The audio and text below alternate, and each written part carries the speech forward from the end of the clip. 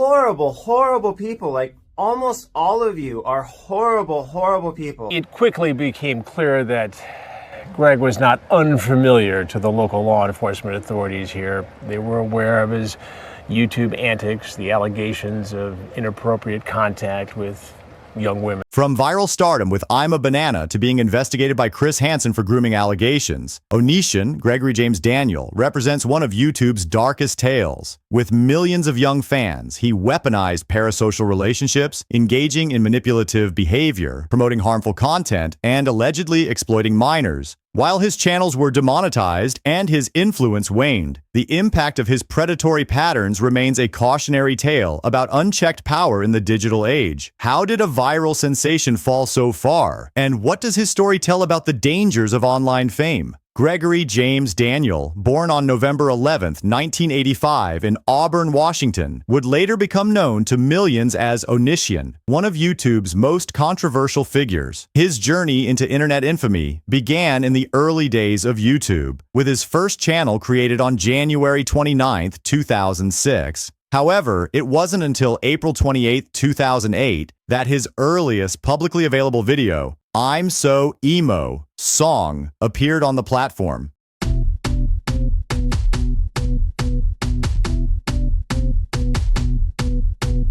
I'm so dark. I'm so emo. I'm so dark. I'm so emo. Onision's early content featured a character named Chibi, which many fans interpreted as a parody of the popular YouTuber Fred Figglehorn. This set the tone for his future content. Edgy, often controversial, and designed to attract attention. His breakthrough came in 2009 with the release of Banana Song, I'm a Banana.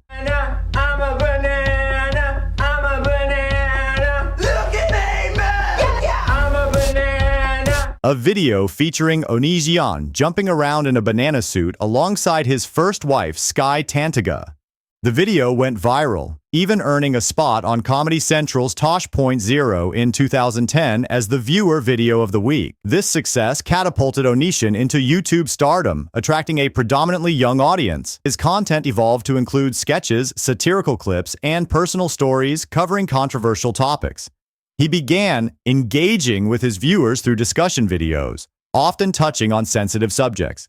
This approach, while attracting viewers, also laid the groundwork for future controversies.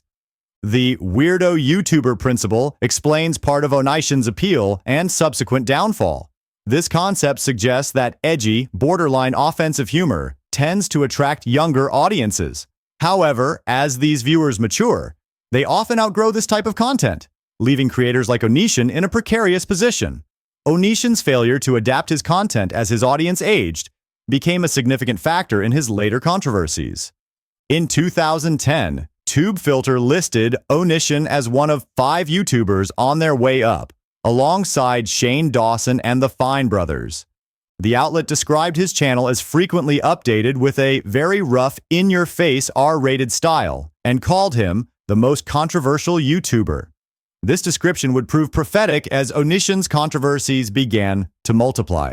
One of Onision's earliest controversial series was his Rate Me videos. On Onision.xyz, you guys started a topic called Rate Me from 1 to 10, but because there are 77 pages, I'm just gonna show you guys the 9s and 10s. And if you don't like this being a video that I make, then by all means go to the picture section of Onision.xyz and you suggest a better idea. In these, he encouraged his predominantly young female audience to send him pictures, which he would then rate on a scale of 1 to 10. This practice raised concerns about the objectification of young fans and the power dynamics at play between a popular creator and his audience. Many of the submissions Onision accepted and featured were from girls under the age of 18, further fueling criticism. This girl's like a 9, you might be asking yourself why. And that's because she looks like a really real person, someone I think I would get along with. That's because they look 16, man-child. Shut up. Onission's controversial behavior extended beyond these rating videos. He produced a series mocking a girl with an eating disorder. Okay, so what I do to eat dessert is this.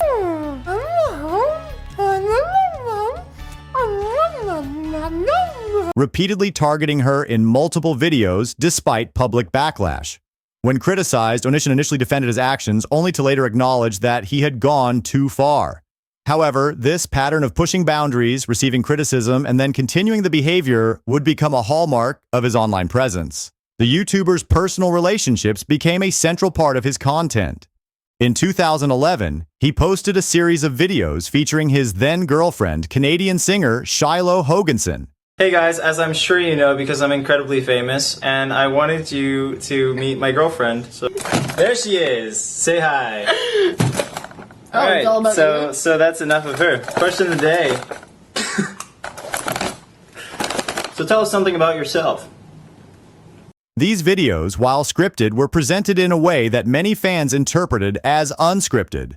Some of these clips showed Hoganson apparently experiencing transient amnesia, leading to speculation and concern among viewers. A former girlfriend of Onision's, Adrienne Jorgensen, published a letter stating that Onision believed Hoganson was lying about her memory loss. This incident highlighted the blurring of lines between Onision's online persona and his personal life, a trend that would continue throughout his YouTube career. Onision and Hoganson later stated that she had been pregnant with his child but suffered a miscarriage. The public nature of their relationship and its subsequent breakdown became fodder for Onision's channel, raising questions about the ethics of sharing such personal information for views. A pattern emerged in Onision's relationships. He tended to pursue significantly younger partners. This trend raised red flags among observers, who noted the power imbalance inherent in relationships between a famous YouTuber and his young fans. Allegations of emotional manipulation began to surface, with former partners accusing Onision of using his fame and influence to attract and control vulnerable individuals. One of the most significant chapters in Onision's controversial career involved his relationship with Kai, formerly known as Lainey. Kai became a prominent figure in Onision's content. Oh, you look so hot. You look so freaking hot. Yeah, I love Slim Suit. Appearing in numerous videos and becoming integral to his online presence. However, this relationship came under scrutiny when allegations surfaced that Onision had groomed Kai from a young age. The controversy deepened with the introduction of Sarah into Onision and Kai's life. Sarah, a fan of Onision's content, initially connected with Kai online. She eventually moved in with the couple, citing a difficult home life. This situation raised alarm bells among observers who questioned the appropriateness of a teenage fan living with adult content creators. Sarah later came forward with allegations of grooming and inappropriate behavior. Sarah and I was groomed by Onision. When I moved in with them for the first time, I was 16, he was 31. I felt like prey to him, whether that be sexually or emotional torment, but he was my hero, so I just kind of let him. She claimed that while nothing sexual happened until she was 18, both Onision and Kai engaged in sexual activities with her shortly after her 18th birthday. These allegations, combined with the power dynamics at play, sparked outrage in the YouTube community and beyond. As allegations of grooming and inappropriate relationships mounted, Onision attempted to deflect criticism. He often responded to accusations with defensive videos, claiming innocence and portraying himself as the victim of a smear campaign. These responses, however, often served to fuel further controversy and skepticism about his behavior. The public fallout from these controversies was significant. Other YouTubers began speaking out against Onision, using their platforms to criticize his behavior and call for accountability. This groundswell of criticism within the YouTube community marked a turning point in Onision's career. In 2019, the situation escalated when Chris Hansen, known for his work on To Catch a Predator, began investigating the allegations against Onision. It quickly became clear that Greg was not unfamiliar to the local law enforcement authorities here. They were aware of his YouTube antics, the allegations of inappropriate contact with young women. The other thing that stands out to me is that Greg is about as brave in person as you'd expect. The thing about dealing with a predator is you know exactly what a predator is going to do. He had his chance today to talk to me, to explain his side of the story, to defend himself, but he chose not to do it, not even to continue his dramatic rants that he's been conducting on YouTube just wouldn't even come to the door. And I could hear him in the background, you know, calling the sheriff's department. Oh, he's out there with camera crews and this, that, and the other thing. So that's going to be a statement for now, I guess. He knows we are out here. He knows we want to talk to him now and down the road. So we'll see what happens. Hansen interviewed several of Onision's accusers on his YouTube channel. How did the friendship develop? The first email he sent back to me stated, like after the whole explanation of me and that boy, he had said to me, you know, there's over 7 billion people in the world. Bringing wider attention to the controversies surrounding the YouTuber. When Hansen attempted to interview Onision in person, Onision called the police, claiming harassment. The mounting pressure led to tangible consequences for Onision. In November 2019, he was banned from Patreon for violating the platform's policies on bullying and harassment. This ban came after Onision posted the phone number of Billy Dawn Webb, one of his accusers, online. Patreon confirmed in a statement to The Verge that they had banned Jackson as he violated our bullying and harassment policy as it relates to doxing. In response to the Patreon ban, Onision uploaded a video where he seemingly contorted himself, stripped down to his underwear, and poured a bottle of kombucha over his head. This bizarre behavior only served to fuel further criticism and concern about his mental state. YouTube also took action, demonetizing Onison's channels in January 2021, following the release of a documentary titled Onision in Real Life. This move effectively cut off a significant source of income for the controversial creator. As of June 2022, Jackson's main Onision channel had received over 2 million subscribers and over 330 million video views. His secondary channel, Ooh Bro, had received just under 2 million subscribers and over 370 million video views. And his vlog channel, Onision Speaks, had received over 1.4 million subscribers and over 550 million video views.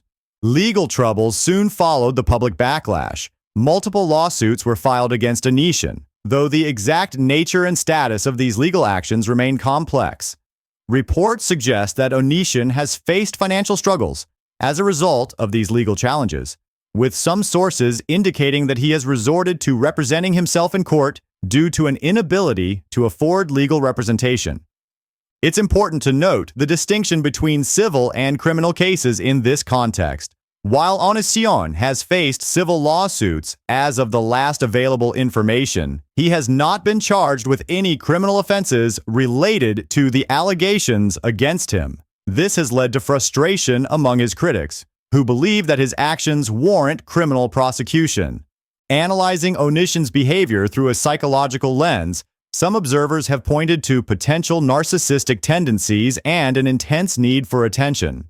His apparent inability to accept criticism or admit wrongdoing, even in the face of substantial evidence, has been a recurring theme throughout his controversies. This behavior aligns with narcissistic personality traits, including a grandiose sense of self-importance and a lack of empathy for others. One of the most concerning aspects of Onision's career has been his apparent exploitation of parasocial relationships with fans. Parasocial relationships occur when audiences develop one-sided emotional connections with media personalities. In Onision's case, his young fans' devotion to him as a content creator may have made them more vulnerable to potential manipulation. This dynamic highlights the potential dangers of the influencer-fan relationship in the digital age. As of 2024, Onision's online presence has diminished significantly. While he still maintains some online activity, his influence and viewership have drastically decreased from his peak. The lasting impact of his actions on his alleged victims and the broader YouTube community continues to be a topic of discussion and concern. The story of Onision represents a complex intersection of fame, controversy, and alleged abuse in the digital age. It demonstrates how the unique dynamics of social media stardom can magnify both a creator's influence and the potential consequences of their actions. As the digital landscape continues to evolve, the lessons learned from this case will likely inform ongoing discussions about online safety, creator responsibility, and the nature of fame in the internet era. I've got a signal over here! This is so cool! It's a ring! That is a sweet find, mate. Is that top pocket? This is a top pocket find, mate, for sure. From ancient coins to mysterious chest hinges, Gary Drayton and his team are uncovering clues that go beyond just gold and jewels. What do these strange discoveries reveal about Oak Island's hidden history and its secrets? Let's take a closer look. On a small island off the coast of Nova Scotia, an incredible treasure hunt has been going on for hundreds of years. Today, treasure hunter Gary Drayton and his team think they're close to finding answers about what's hidden there. The story of Oak Island isn't just about buried gold, it's about strange finds, deadly traps, and connections to kings and queens from long ago. This is a silver religious artifact from the early 1600s. This is one of my favorite pieces of Spanish silver because it tells a story. It was supposed to come ashore on the top of a pole carried by the Spanish, but it didn't. It came ashore in a violent hurricane in 1715. The team is focusing on a muddy swamp area where they've already found some amazing things. Rick and Marty Lagina, two brothers who lead the search, are excited about what might be hidden in this wet ground. They've found old coins there from the time of King Charles II, which makes them think royal treasure might be buried on the island. Gary Drayton, who's really good at finding old things with his metal detector, made an important discovery at the edge of the swamp. His detector found another coin from King Charles II's time, and this made everyone wonder if someone had buried it there on purpose. Craig Tester, who knows a lot about soil, looked at the dirt around the coin and thought someone might have buried it again more recently, maybe in the 1800s. That sounds really good. That's like a coin or a button type signal. Ooh, coin! Wow. While exploring the storm-affected areas of Isaacs Point, metal detection expert Gary Drayton has just uncovered a potentially important find. Is it a coin or a button? I think that is a freaking coin. But wait, there is more. Near an old stone path, the team found something else exciting, part of an old chest hinge that was all rusty. They asked Carmen Legg, who knows everything about old metal things, to look at it. Carmen said the hinge was probably from a chest that could have held gold, jewels, or important papers from King Charles II's time. This made everyone more sure that royal treasures might be hidden somewhere on Oak Island. They also found something really strange in the swamp, pieces of coconut fiber buried in the mud. This was weird because coconuts don't grow anywhere near Nova Scotia. It's too cold there. The team thought maybe someone brought these fibers to the island to help protect something valuable from water damage. The most famous part of Oak Island is called the Money Pit. It's a very deep hole that has confused treasure hunters for more than 200 years. The pit is full of clever traps, including tunnels that fill with water when people try to dig too deep. 6 people have died trying to find treasure in the Money Pit, and there's an old story that says 7 people have to die before the treasure can be found. The team found traces of gold and silver in the dirt near the Money Pit, but they still can't find exactly where it's coming from. They also found a big empty space underground using special scanning equipment, but when they tried to dig down to it, water rushed in and made them stop. I'll let you do your thing. Okay, mate. Oh, look at that. What do you got?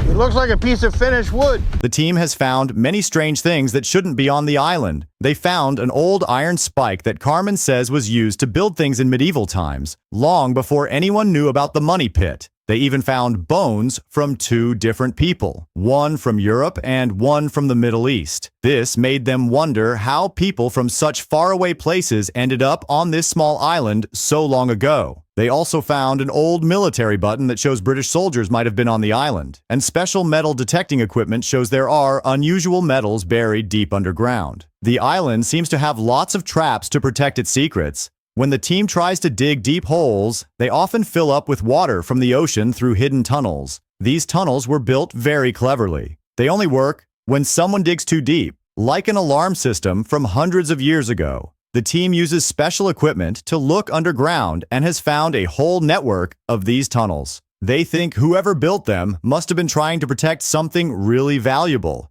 Rick and Marty Lagina have spent millions of dollars and many years trying to solve the Oak Island mystery. Rick first read about the island when he was a kid in a magazine, and he never forgot about it. His brother, Marty, didn't believe in the mystery at first, but now he's just as interested as Rick. They keep working even when things get hard or dangerous, like when their digging holes start to collapse or fill with water. They found stone paths on the eastern side of the island that look like they were built to lead somewhere important. Along these paths, they keep finding small but interesting things like pieces of old wood, rusty nails, and parts of old tools. One of their most exciting finds was part of an old wooden vault that was buried deep underground. The wood was still in good shape even though it was very old, maybe from when Europeans first came to explore the island. This made everyone on the team hopeful that they might be close to finding something really important from history. The brothers know their work is dangerous. Every time they dig, there's a chance the ground might cave in or water might flood their dig site. But they keep going because they believe they're close to finding answers about Oak Island's mysteries. They've found things that show the island might have been important to kings and queens, secret groups, and traders from all over the world a long time ago. The mystery of Oak Island isn't just about finding gold or jewels anymore. It's about understanding why someone went to so much trouble to hide something on this small island, and why they built such clever traps to protect it. The strange mix of items they've found, coins, bones, metal pieces, and wooden structures,